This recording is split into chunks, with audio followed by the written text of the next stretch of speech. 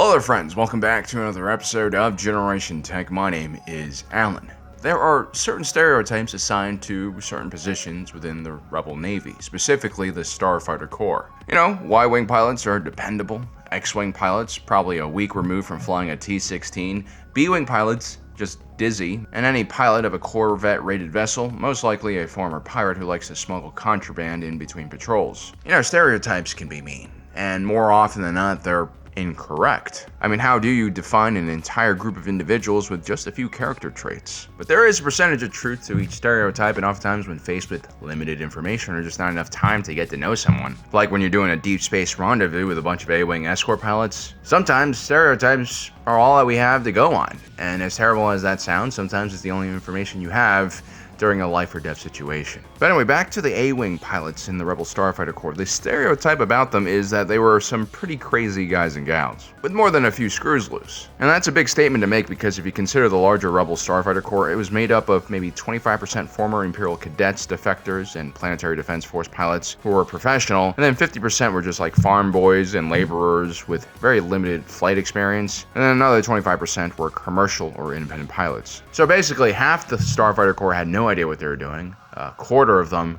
kind of knew what they were getting into, and another quarter knew exactly what they were getting into. Yet somehow 100% of them were all crazy enough to actually sign up and fly against the largest navy in not just the galaxy, but in galactic history. This was not just a mindset, it was a very special moment in time where the Galactic Empire was making things so bad that people were crazy enough to get up and resist. What made A-Wing pilots so different from the other pilots is that where most Rebel starfighters favored survivability and endurance, the A-Wing was really just focused on one thing: pure straight-line speed. And so this starfighter went against the Rebel starfighter doctrine of protect the pilots at all costs, which was driven not only by the more humanitarian outlook of the Alliance, but also their desperate need to retain capable pilots, something that was even more challenging than keeping their ragtag fleet operational. And unlike the rest of the starfighters in the Rebel Alliance Navy that were pretty well-rounded, the A-Wing was very specifically focused on purely offensive missions. They had very limited defensive capabilities.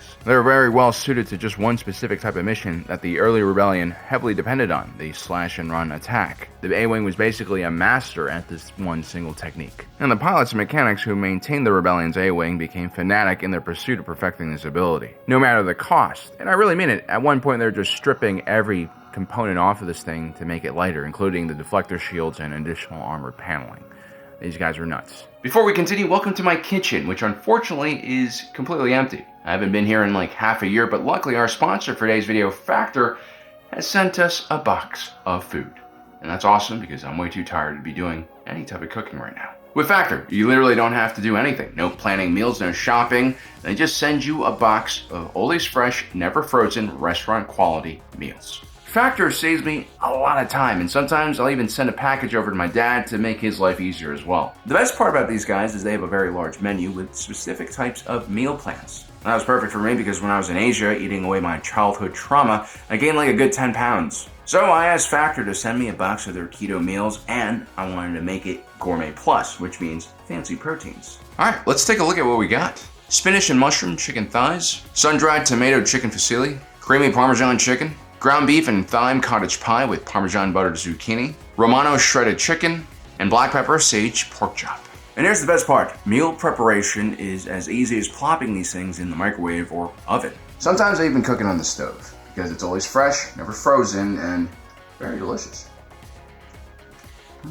Head to Factor75.com or click the link below and use our promo code 50GenTech for 50% off and free shipping for your first Factor box. That's code 50GenTech, all caps, at Factor75.com for 50% off and free shipping for your first box. Thank you for your patience. On to the rest of the video. The RZ-1 A-Wing actually started out as a state-of-the-art concept designed by Quad System Engineering, whose parent company, Quad Drive Yards, operated one of the largest shipyards in the entire galaxy. Quad Systems Engineering was basically the subsidiary focus primarily on pumping out starfighters, with a specific focus, again, on pure speed. This was a company known for really pushing the envelope of what starfighters are capable of. They were also responsible for the Fire Spray 31 class patrol and attack craft made famous by the Fett brothers, who were also father and son. But what they were really well known for was was basically scaling down the gigantic wedge-shaped capital ships that Quat Drive Yards made and turning them into, pretty decent starfighter platforms. Starfighter interceptors that were built with oversized engines, extremely light, state-of-the-art space frames that were designed to, you guessed it, see just how humanly fast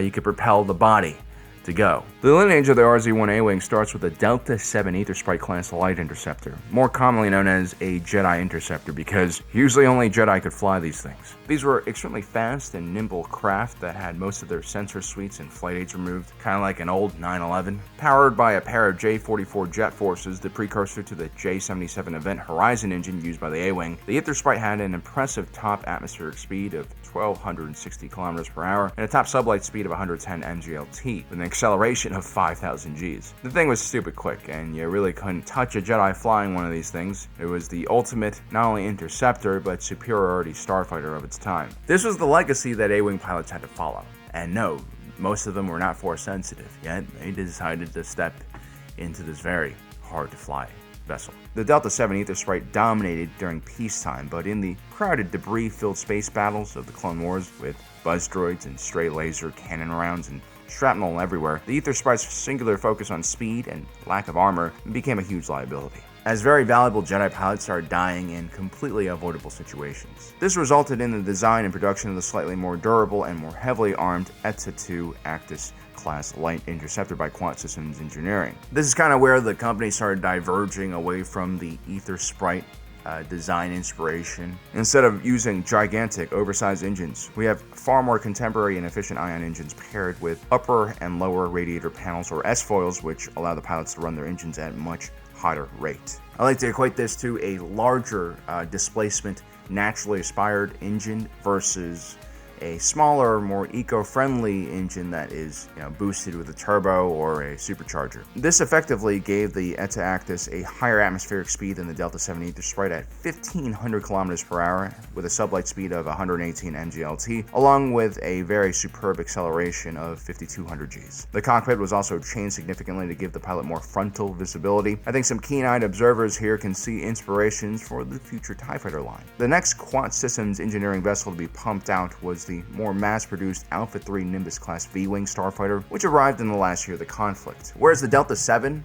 and also the ETA Actis was mostly built for Jedi pilots, the Vwing was a more well-rounded multi-purpose fighter, a sign of the Republic's shift from a full-on war economy to a more budget-conscious post-war economy. Now, instead of fielding a wide range of different starfighters with different roles, like the Z-95 Headhunter, the ARC-170, the V-19, the Quat Systems Engineering Vwing was supposed to do it all, and it was actually a pretty decent multi-purpose fighter. It wasn't as quick or agile as the Jedi Interceptors, of course, but far more well-rounded and, more importantly, easier for normies to fly. If you take a look at the design here, you can also see the future in the V-Wing's S-foil designs, along with the twin-ion engine configuration for the thrust. But the fuselage, well, that's completely an A-Wing. Now, unfortunately for Quat Systems Engineering, once the Empire took over, they were pretty much dismantled by Palpatine. You see, Palpatine was not comfortable with Quat Drive Yards controlling so many different industries of starship manufacturing. They already built all of the large capital ships, he couldn't have them also building all of the starfighters for the Empire. So instead, Quat Systems Engineering was dismantled, and its assets, designs, and engineers were acquired by Senior Fleet Systems, led by Wraith Senior, a close confidant of Emperor Palpatine. Senior Fleet Systems, of course, would produce the infamous TIE Fighter line with a lot of Quat Systems Engineering's research and design. Now, before Quat Systems Engineering was dismantled, they actually tried to field their own version of what would eventually be the TIE Fighter.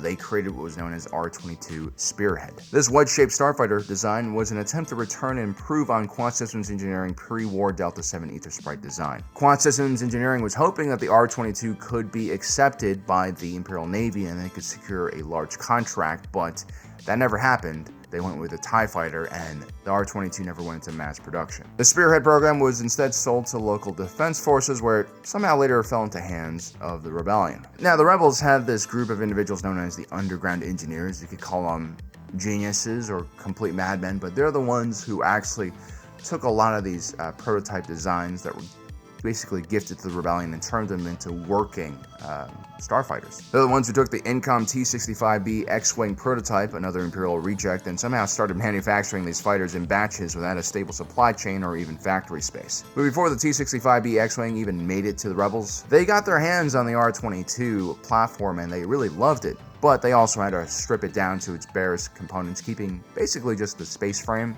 and they would then replace all of the internal components with smaller, lighter, and more modern versions of those components. And more importantly, they somehow retrofitted those Novaldex J77 Event Horizon sublight engines. A pair of engines attached to the fusion reactor on board that were so powerful that they could even pull you back from the no point of return from a black hole, or at least that's how they advertised it. This was a very different process from having a multi-billion credit program to design a starfighter where you have entire teams working on each component of a starfighter along with a team just to make sure that all these parts work together and are efficient. Also, you really need to scale up your manufacturing to a certain level so that you can actually get good at the actual building and assembly of these ships. I mean, the first few models of any Generation 1 type design usually has a lot of flaws that need to be kind of fixed. You need to calibrate your factory also to complete those fixes. The Rebel Underground engineers had none of this. They were essentially building a state-of-the-art starfighter that was somehow supposed to go up against the Imperial Navy's industrial military complex in the equivalent of their parents' garage. As a result, the Rebellion fleets of prototype X-Wings and refurbished Y-Wings usually were in repair for non-combat related failures far more often than their Imperial counterparts. But by far, the most finicky fighter of them all was the A-Wing. Just the pure density of components stuffed into this tiny fuselage and the ship's lack of radiators and high running speed meant that the A-Wing squadrons were almost never full strength, with sometimes more than half of the fighters in for maintenance. And to be an A-Wing pilot, you had to be,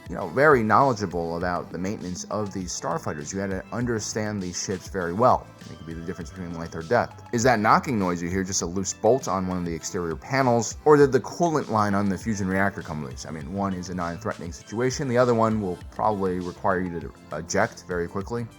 Although, Rebel pilots didn't really wear pressure suits, so. Another thing that A-Wing pilots had to deal with was the fact that this was one of the smallest hyperdrive-equipped fighters the Rebels had. Its Class 1 Incom GBK-785 was a much smaller, more expensive version of the one found on the X-Wing. The problem was the A-Wing actually had no room for astromechs, which means that navigation had to be done by the pilot, which is nearly impossible. And so, as you can see, A-Wing missions couldn't really be half-assed from a navigation point of view. You had to pre-plan all of your jumps, input all of your coordinates, and let's say you make it to your safe zone, your last jump, and the Empire's still there. Well, you're basically out of luck. You either stay and fight, or you try to blindly jump into hyperspace, which is kind of like driving on the Autobahn at 200 miles per hour with your eyes closed. You might make it, or you might, hit something and disintegrate. This is why, especially earlier on in the Rebellion, you'll see A-Wings usually flying with motherships like the CR-90 Corvette as an escort and also someone to guide them in hyperspace. Then there's actually flying these crazy starfighters. First, to even be considered for an A-Wing unit, you had to be at the top of your X-Wing squadron. Because of the RZ-1's Delta 7 Ether Sprite lineage, this meant that the A-Wing was a pure flying machine, as in it was pretty finicky. You had to be especially precise with the controlling of the dorsal and ventral stabilizers, and at the same time continuously make micro adjustments to your trajectory using the thrust vector controls and thruster control just between the engine. This isn't exactly the type of starfighter where you can kind of just lean back and let it fly in a straight line by itself. The A-Wing resisted this temptation quite a lot. It's kind of like riding a super bike on a rainy day with tar snakes everywhere on the road. You got to really fight the instinct to not just lock down and white knuckle the controls. And all of this flying, of course, is done in an extremely cramped space. I mean, you pretty much had to be a small person to fit in this cockpit, which, like everything else on the A-Wing, was cramped like hell. Going from an X-Wing cockpit to an A-Wing cockpit is like transitioning from an S-Class to a Miata. The Miata is going to be more fun to drive until it stops being more fun to drive. And I have to remind you, this is all done without an astromech, which isn't just there for repairs and navigation. You see, in a top-of-the-line starfighter, you're going to have multiple systems draining power from the reactor, and you have to manage that power output. The astromech turns unused systems off when you're using other systems heavily. For instance, are you in super cruise mode? Well, usually the astromech cuts power to the shields and weapon systems to give you maximum boost and speed. But once you transition into a turning dogfight, power gets returned to the weapon system and also deflector shields. A-Wing pilots have to do all of this by themselves while piloting an extremely finicky ship. In the hands of an inexperienced pilot, the A-Wing is not only not efficient as a starfighter, the pilot is more prone to overheating the reactor and causing more wear and tear on an already fragile system. In the hands of an expert, though, who can fully utilize the crazy performance of the Awing and constantly manage the power of this fighter, you'll get a pretty unstoppable package that outpaces any fighter the Empire brings into action, aside from some of the more specialized variants like the TIE Defender. But again, due to the Rebellion's lack of manpower, generally A-Wing squadrons were sent on very simple hit-and-run attacks where you can visualize your attack run and know exactly what you have to do beforehand. There's very limited room for improvisation and creativity here, which is probably good because your attention is fully focused on not crashing when you're in an A-Wing. To make matters worse, when the underground engineers took apart the A-Wing, they replaced a lot of the original armor and deflector shields and other components with more lightweight alternatives. Although the frame was made out of titanium alloy, the armor paneling was made out of light durasteel, which doesn't cut it. And then you have the Surplex deflector shield generator, which was pretty underpowered, especially when you consider how much energy is being drawn from the engines. The A-Wing also had a 4X Phantom short-range sensor jammer. This was also very taxing on the reactor, but able to scramble signals for guided munitions. Very important on those blazing attack runs. From an armament standpoint, you also had two Borstel RG-9 laser cannons that were pretty decent and could deliver powerful bursts of laser fire accurately. Some variants of the A-Wing even had swivel-mounted lasers that could fire backwards and surprise pursuers. These lasers were actually used to carve many of the caverns and tunnels in Echo Base on Hoth as well. On top of that, the A-Wing also could carry a dozen concussion missiles and 2 launchers, boosting its firepower significantly for those attack runs. The A-Wing also had an up-armored and reinforced structure in its nose. This was designed for re-entry, but could technically be used as a battering ram in very desperate last-minute situations. As happened to Avril Krynid, whose A-Wing entered an uncontrollable spin during the Battle of Endor. He managed to somehow direct his A-Wing into the bridge of a Star Dreadnought known as the Executor, which sent the 19-kilometer ship crashing into the Death Star. It's one of the most famous A-Wing kills ever. And that's your typical A-Wing pilot, balls to the walls with no concern for one's own safety. As a matter of fact, A-Wing pilots are a lot like the Empire's elite TIE fighter pilots, proud of the dangerous mission they undertook. Well, actually, a lot of Imperial pilots did defect to the Rebellion, and I'm sure a lot of them found comfort in the cockpit of an A-Wing. It probably reminded them of home. For a lot of these Imperial defectors, the X-Wing was just too pilot-friendly for their taste. Anyway, the RZ-1 A-Wing was a completely legendary starfighter, built for a very specific purpose. But then again, when facing the Galactic Empire with such a powerful navy, sometimes you have to concentrate your resources in an area where you can win. And the Rebellion's hit-and-run strategy is what really caused a lot of headaches to form for the Empire, and resulted in the development of numerous TIE fighters that were all designed to counter the A-Wing's blistering speed. This included the TIE Interceptor. So yeah, there you have it, guys. To fly the RZ-1 A-Wing, as Han Solo says here in this quote, you either have to be brave or crazy to fly an A-Wing. Well, guys, I hope you enjoyed today's video. Don't forget to subscribe and hit that notification button down below so you don't miss out on the rest of our awesome content. As usual, my name is Alan, reminding you that my allegiance is to the Republic, to democracy. I'll see you next time.